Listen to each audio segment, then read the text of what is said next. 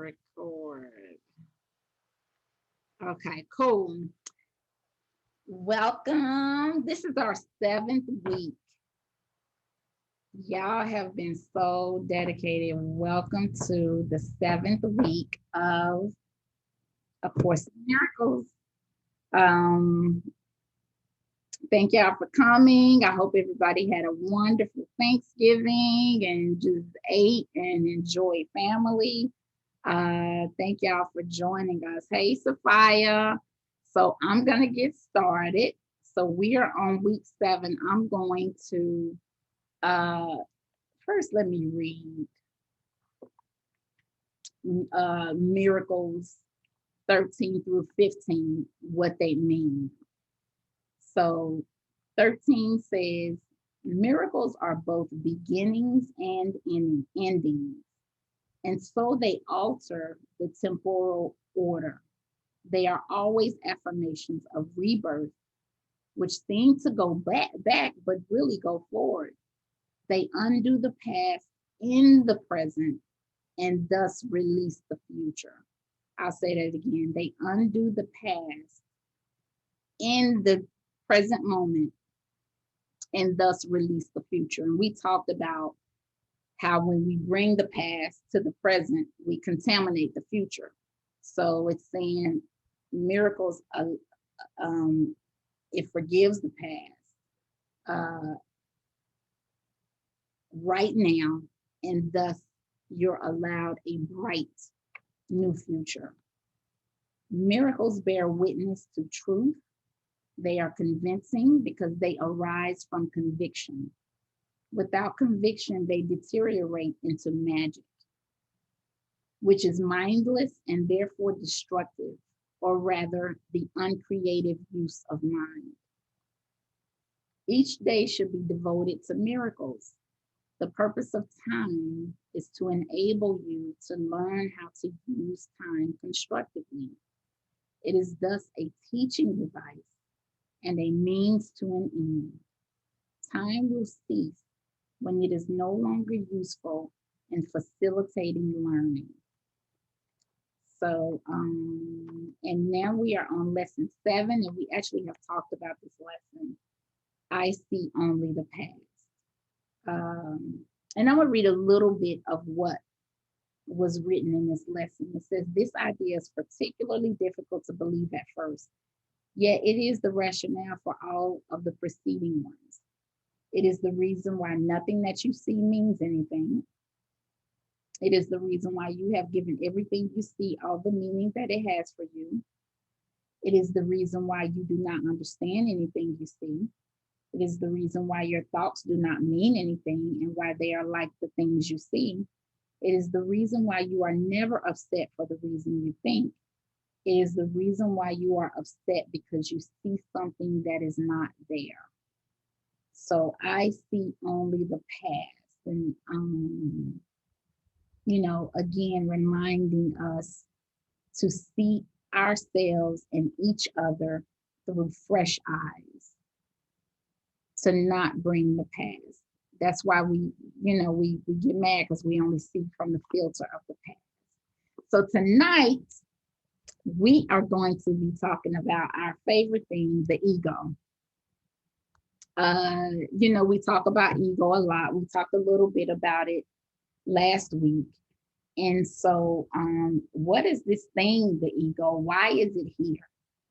If it's so difficult to contend with, why is it here? Why are we having to deal with it? There is much to be told about the ego. Of course, I will only be able to brush a small smidgen of it. But Jesus channeled through a lady called Gina Lake. He channeled through her to write this book. It's called In the World, But Not of It. New teachings from Jesus on embodying the divine. Y'all know I love my books.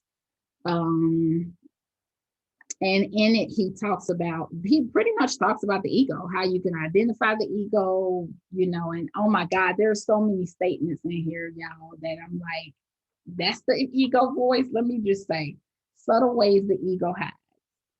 Um,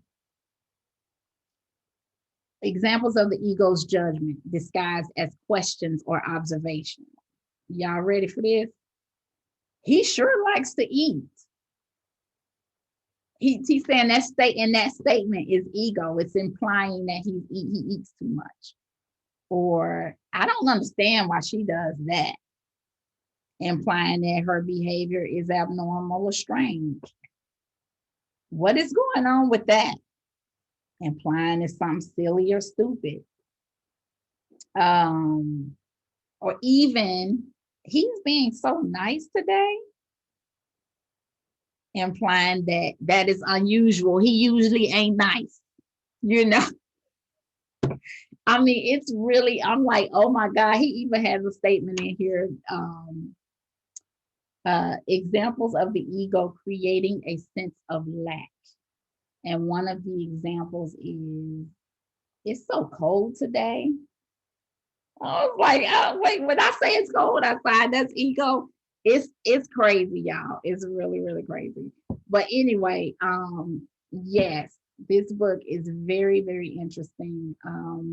And just helping us to recognize the voice of the ego. So let me read you a small excerpt from the book.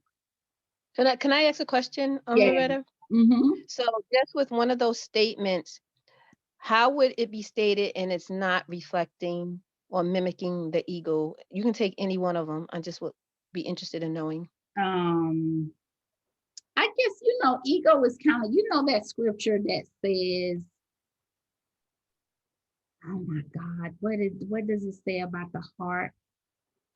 It's a scripture that talks about uh, something about the heart, but it's basically saying you can say a statement. So you could say, it's all about the intention. It's all about the intention. If somebody is in my house eating a lot of food and I say he sure likes to eat. Could you take the cold being cold outside for the example? Because that's my ego saying that it really acknowledging that it's cold outside. No, now you could really be acknowledging that it's cold, or the ego likes to demonstrate lack. It's always we're always uncomfortable. It's a complaining voice, right? Um, it's anything. He has another example. My sister never calls. You know, it shows up. That's how it shows up. I haven't read the whole book.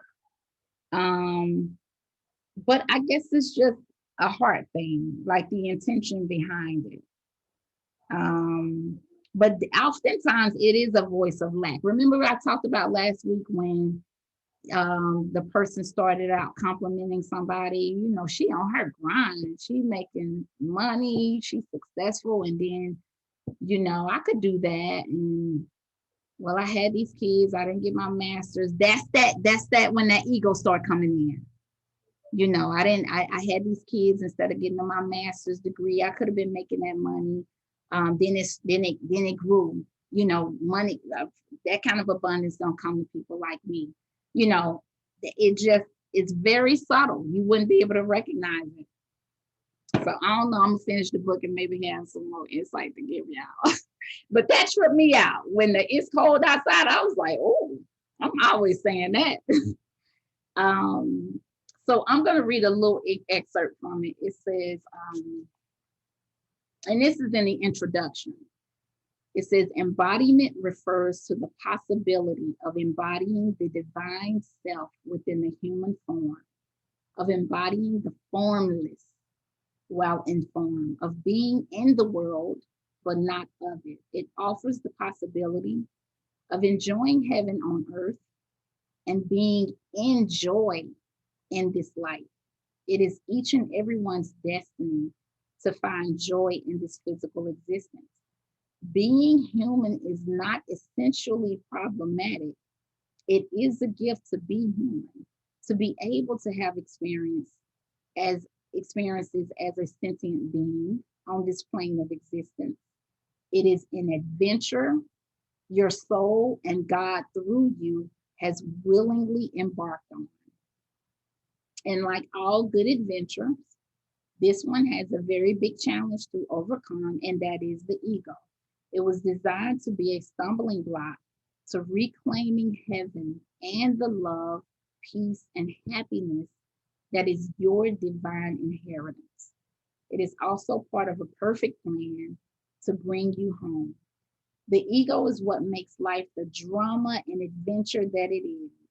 The ego is the source of human suffering and the only thing veiling your divine nature. This suffering, however, is also what awakens you from the ego's nightmare.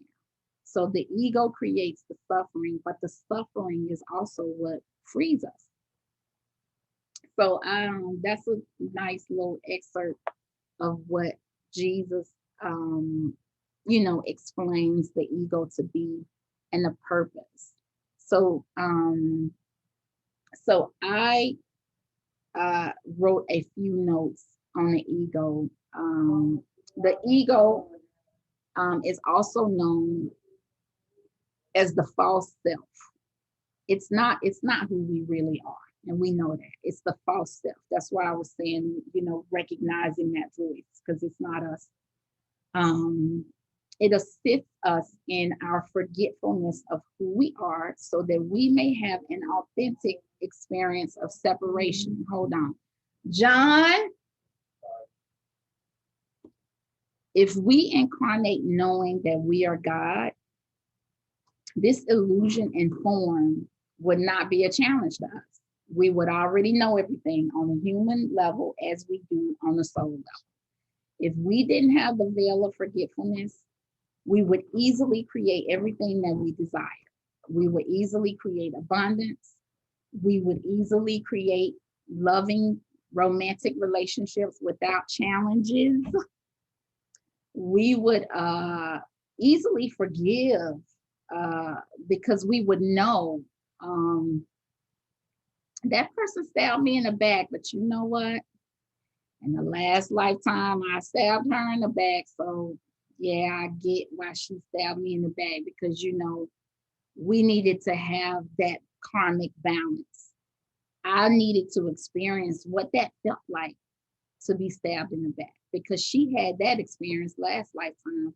And now I get to have the experience. Now there is balance, energies between us.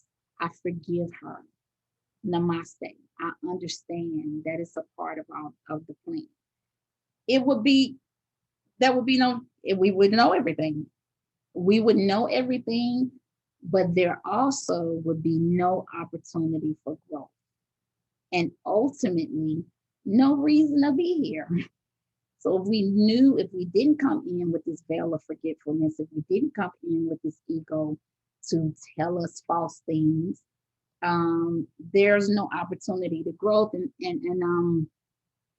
I think back to that story of the little soul, how the soul wanted to have an experience of itself, but next to the sun, there's no way that this candle will even be recognized. We can't even look at the sun with the naked eye, but even if we could, if somebody somehow magically held a candle next to the sun, um, nobody would recognize it.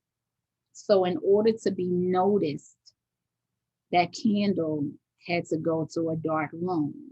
And if any of us had the experience of our power being out, and if we were fortunate enough to find a candle, no matter how small or big, we're grateful, because everybody in that room has an opportunity to not stumble and fall from that one small candle, the impact that it makes in a dark room. So that candle, in order to be recognized, for its beauty to be seen, for it to be appreciated, it needs to be in a dark room. And that's what the ego allows us to do. We are what the conversations with God says, we are individuations of God. We are rays of the sun. And so in order to recognize and experience ourselves, we have to be in an environment that is not of us. And so we have this ego. Um, and so what function does the ego have? The ego is not all bad. There is much caution given to us from spirit about the ego because as I mentioned last week, anybody who has killed themselves, they had the ego in their ear. You are alone. You are worthless. You'll never amount to anything. The world will be a better place without you. And so that's on a very extreme scale that the ego is dangerous. But we all deal with the ego every day in different situations, and it causes conflict that we have to overcome. So that's why there's so much caution about the ego. However, the ego is about the protection of the body. So the ego values form. The ego values the body. I take us back when we were children and we were punished or rewarded for things that we did. Some of us were severely punished with physical violence, and some of us not. But the ego gathered data from those early experiences when our brains were developing and our personalities were developing. And based on those experiences, we developed and continue to develop beliefs based on what that lesson 7 was talking about, based on the past. So, for example, when we were small, every kid we know does not care about going outside, taking our shoes off, rolling around in the dirt, mud, grass, clay. They loved it because the earth felt so good under our feet. So some of us, after doing that and coming home, our parents scolded us. Why did you get that? Why you get your school clothes dirty? Why you get so dirty? Why you coming in here tracking that dirt and mud in my house? We were spanked, whipped, beat. I grew up in the South. They sent you to the tree for a stick for your whoopings. So in that moment, if that was discouraged, if your parents were unhappy with you coming in the house dirty and you got hit, you got beat, you got even just scolded, our ego decided, okay, running around free on the earth it's not safe for us. We can't do that anymore because we will get hurt. We have to be safe. We have to protect ourselves. And so then births that sponsoring, it's called a sponsoring thought, that playing in the earth is bad or dangerous. That experience of getting yelled at or even hit by the only people who loved us the most, our parents, that was programming. That was a very tough programming that we endured as children. And it was devastating indeed.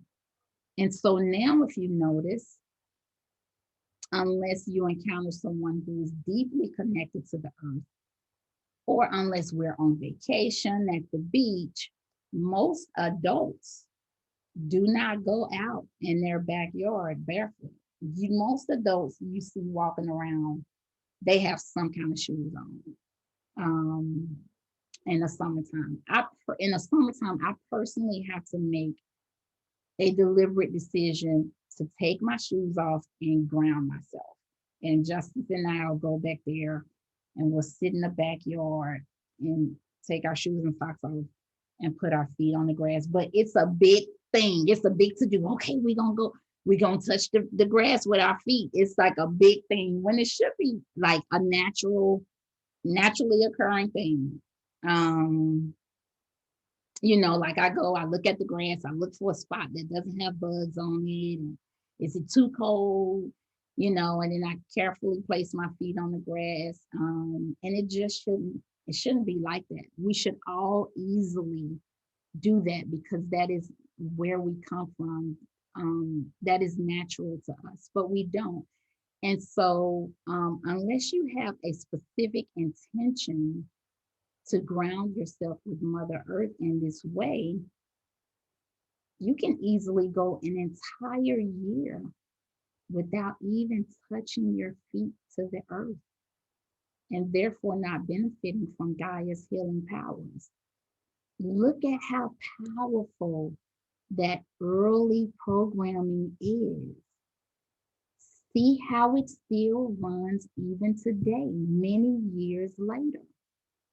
When we are clearly out of our parents' homes as independent adults with children of our own, we still run by that programming that walking on the earth is bad or dangerous. It's just not something that we do, even though we would incredibly benefit from it.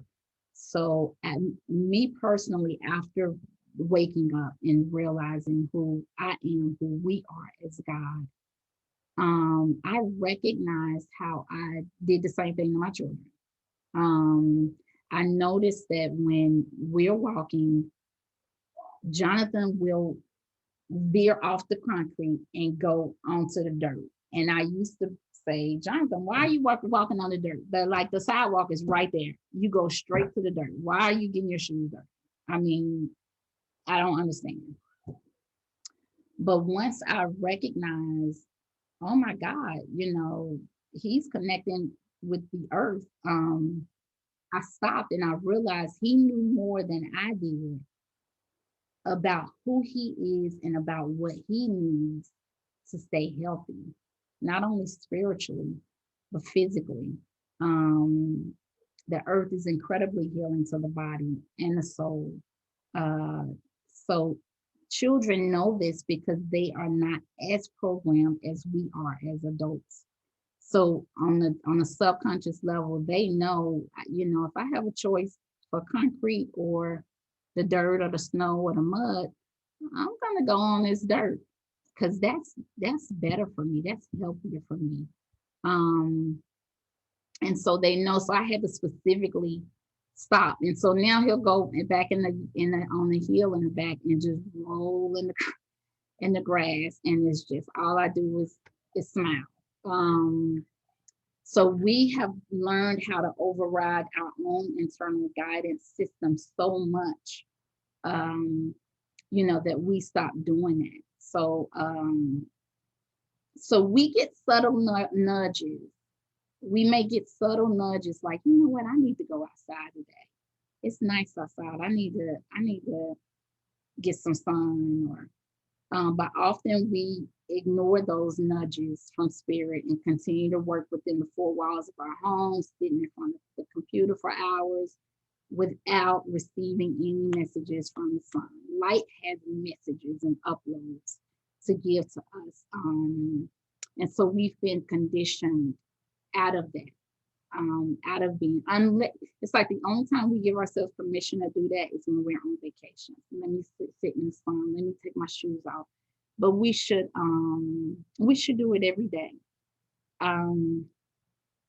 So I run by this same program. So when I'm present, I try to make it a point to get out, if for nothing more than, if for not more than 5 minutes, to at least do that.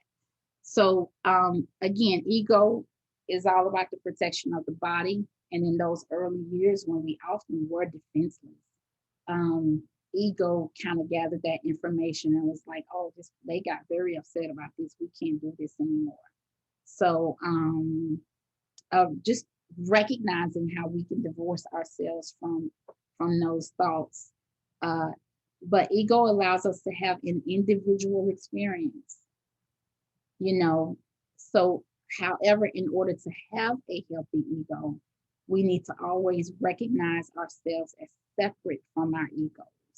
This is not who we are. Do not believe everything that the ego says. And as we discussed last week, do not follow the thoughts of the ego, especially if we begin to get a negative feedback from our internal guidance system. If we're thinking thoughts and we're starting to kind of feel bad, that is an indication that we have gotten off the track of love, and that we're paying attention to the ego voice. Remember that if the ego voice is not recognized or challenged, it can be dangerous. It destroys relationships. It destroys marriages. It destroys friendships. It gets us to do things that we normally wouldn't do.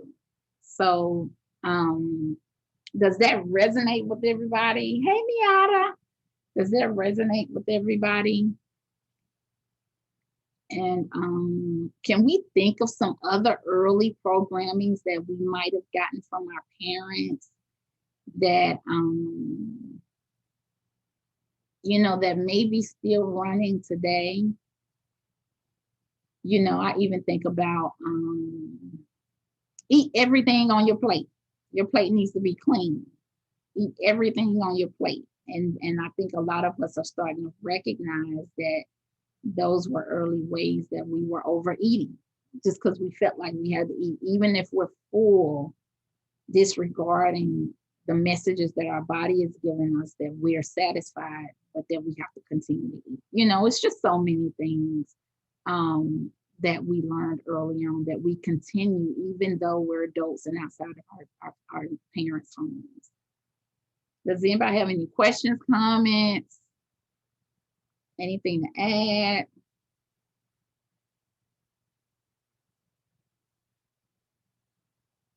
So I'm going to ask the question of the week, and then we'll do our meditation. So my question of the week, and I'm glad you are on, Miata. The question of the week is, do you consistently see numbers? And if so, what do they mean to you? What message is Spirit conveying? And if not, start paying attention to if you happen to see the same numbers all the time. Like, why am I always seeing 444? Why am I always seeing, this number? Then that's your angels, your spirits. It's how they communicate with us. It's how they give us messages. So I see, and I drive my children crazy, I see the number 11 all the time, and it's crazy. So I can be like relaxing, and somebody can say, what's the weather gonna be? And I'll say, I don't know. And I grab my phone to go to the weather app, and it'll say 6:11. And I'm like, how does Spirit know that tell that person to ask for the weather so I could pick up my phone and it be 6:11? It's just crazy. I mean, I've been on the interstate, and there is a truck. I'll never forget, there's a truck who barged in front of me, and on the back of it, it had this big pink 11. And I just died laughing. I'm like, y'all crazy. Y'all know y'all crazy out there, right? Y'all know y'all crazy. But what I got from the number 11, and it's brought me to tears, is no matter what I'm doing, I can be eating bad. I can be eating a bag of potato chips. I can be fussing at my kids. I can be, arguing with somebody. And I look up and I still see, either on the microwave or the stove or the TV or my phone, I'll still see that 11. And at first I used to be like, wow, like Spirit is still with me. Like Spirit is still sending me messages, even though I'm doing something bad or wrong. And I realized, wow, this is how unconditional love feels, because we're so used to receiving love when we're in our minds doing the right thing or doing the healthy thing or being good, quote unquote. To see those numbers show up for me in my darkest times, it's brought me to tears, because I'm just like, wow, we really are unconditionally loved. So that's what 11 means to me. Is there anybody else who sees numbers And if so, what do they mean to you? I'm calling you out, Miata. I don't even know if she could talk. She muted. Does anybody else? Sophia, Cherry. I asked you, Khadidra. You want Charmaine? You would call me out. Yes, I'm calling you out.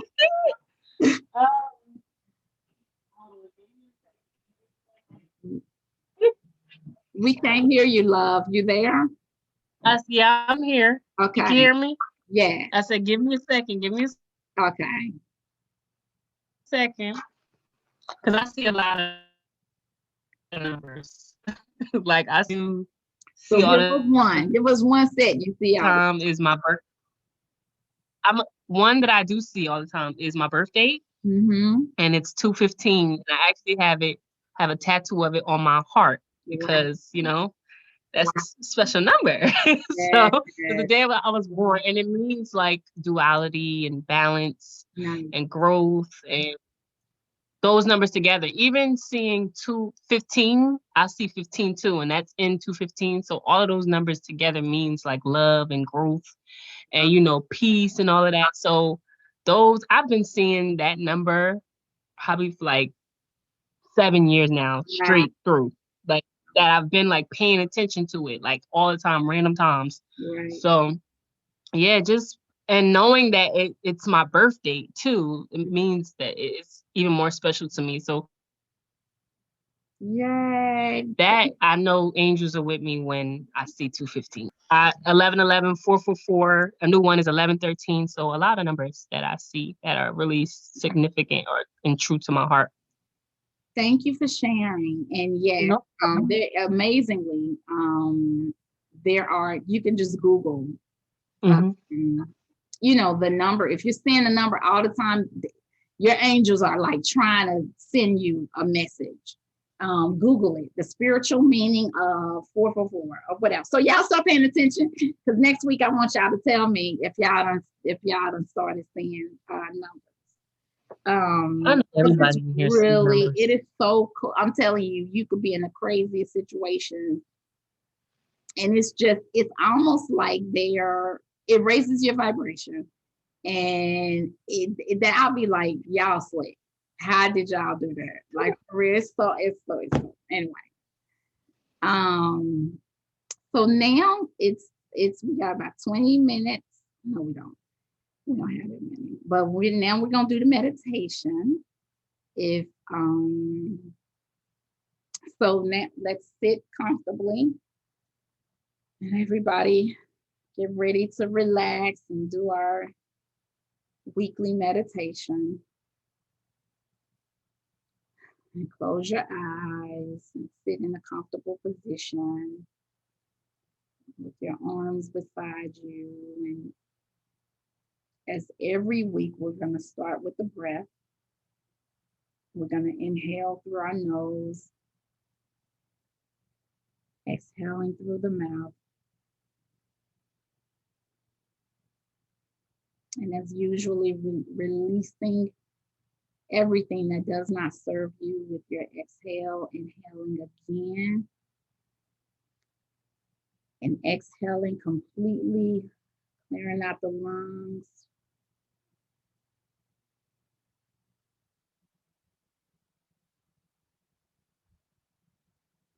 And as we inhale again,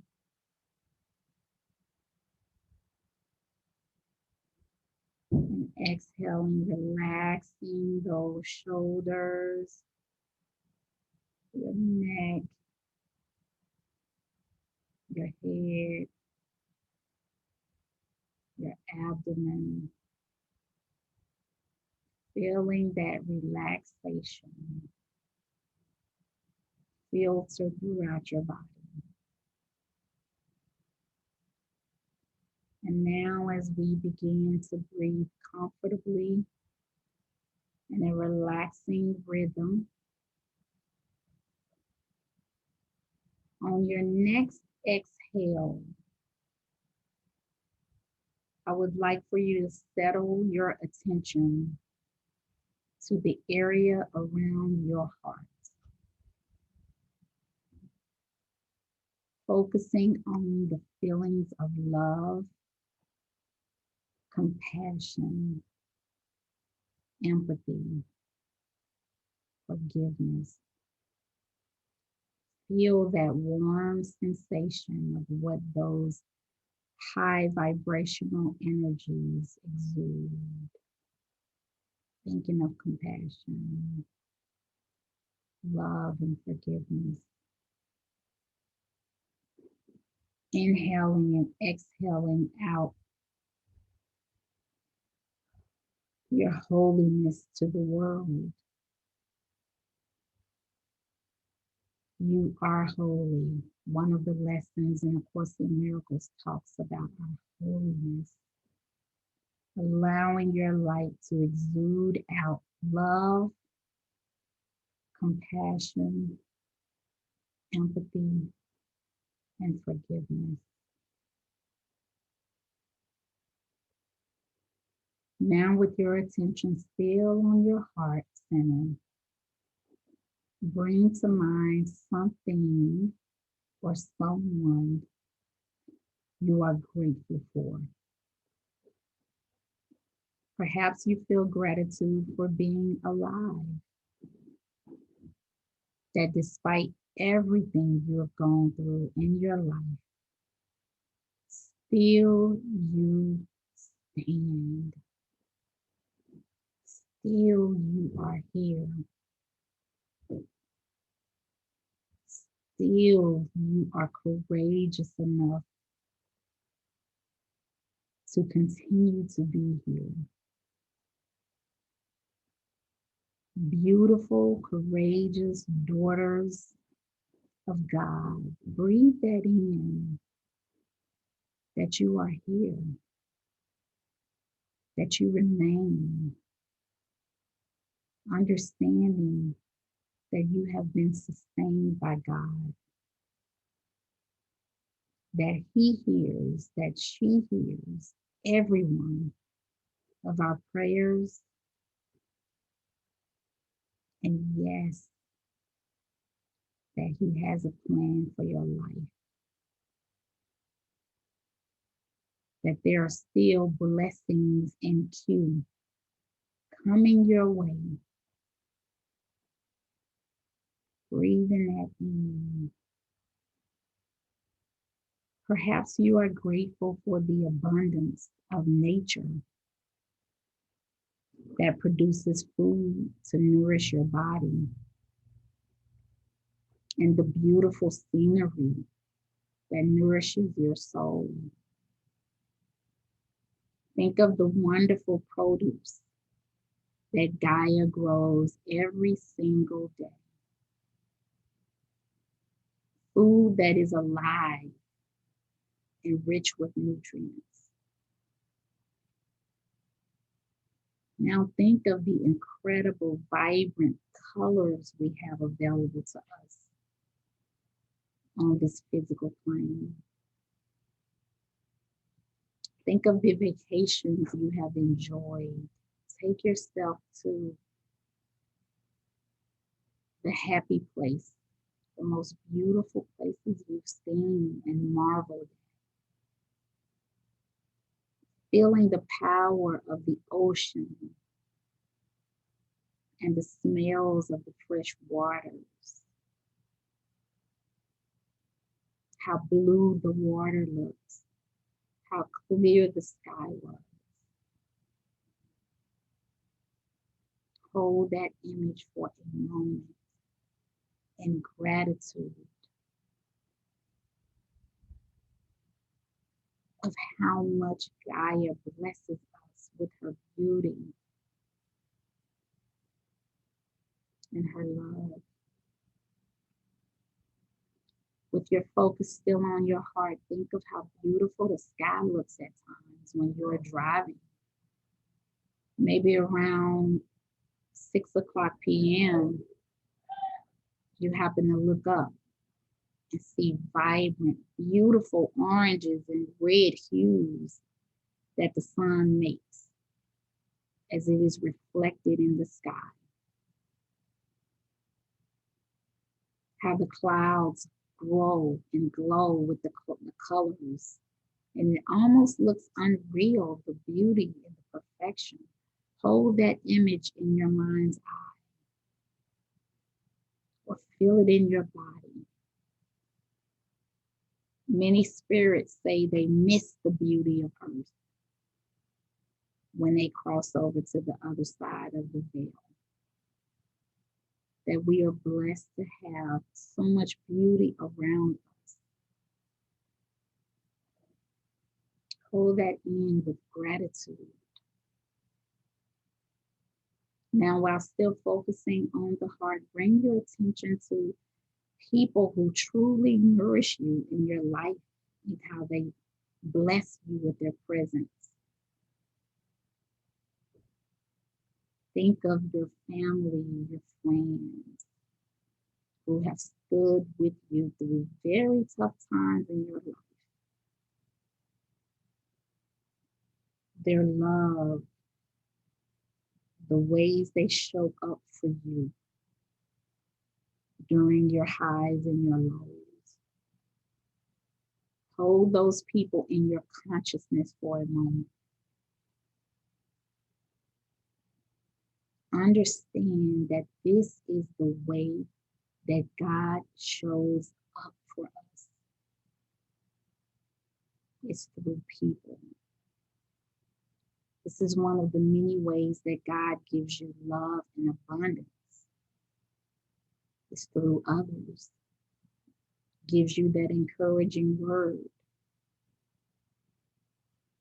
Gives you a smile or a compliment, the one thing that you needed to hear.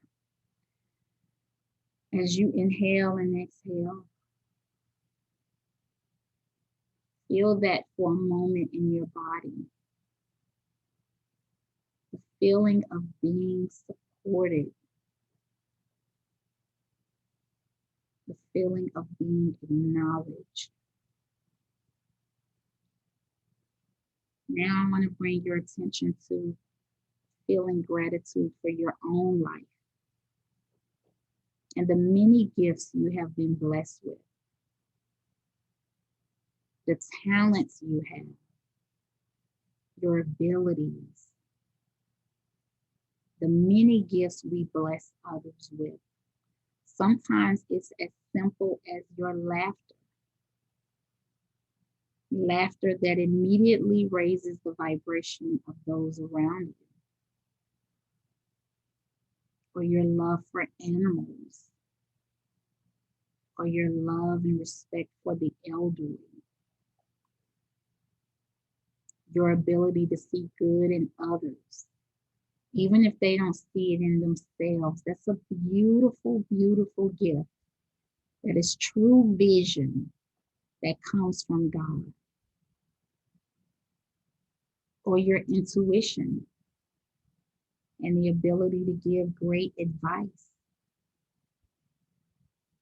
For a moment, I want us all to take a deep breath and think about your beautiful, beautiful friendship and loyalty to those around you. How you show up for people, how you listen. Feel the blessing that you are to others. And be grateful for being able to demonstrate yourself as God in that way. Acknowledging your goodness is holy. To shy away from our gifts is false humility. Shine the light that is God through you and acknowledge those things that you give to others. As you maintain your attention to how this gratitude feels in the area around your heart. With each inhale, let this feeling grow outwards. Expanding that energy of gratitude. Allow it to grow. expanding to fill your chest, your arms and your hands,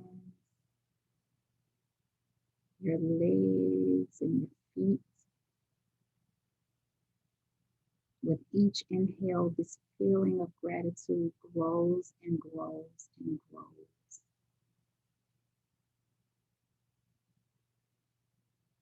And now, as you return your attention back to your breath,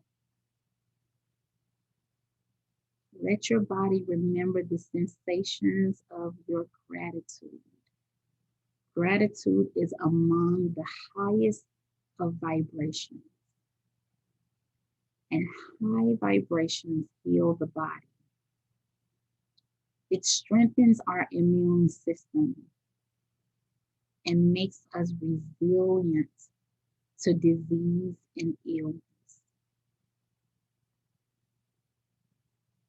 And as we begin to bring our consciousness back to our bodies, back to our homes, and as we begin to slowly open our eyes when we are ready, let us remember that we always access the gift of gratitude, especially during those times when we are feeling low. Gratitude is always available to us to lift us up every time. So now, as we come back to the body, and everybody can open their eyes when you're ready. Feeling that sense of gratitude and keeping it with you. How does everybody feel? Good. Good. Okay, it's about 10 minutes to 7. So your homework for this week, of course, continue to dance every week, please. And since it's cold outside and we can't put our bare feet to the ground, see if we can make a point to touch a tree.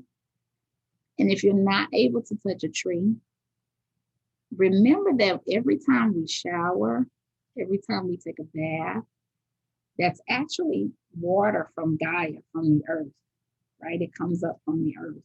So it's incredibly grounding.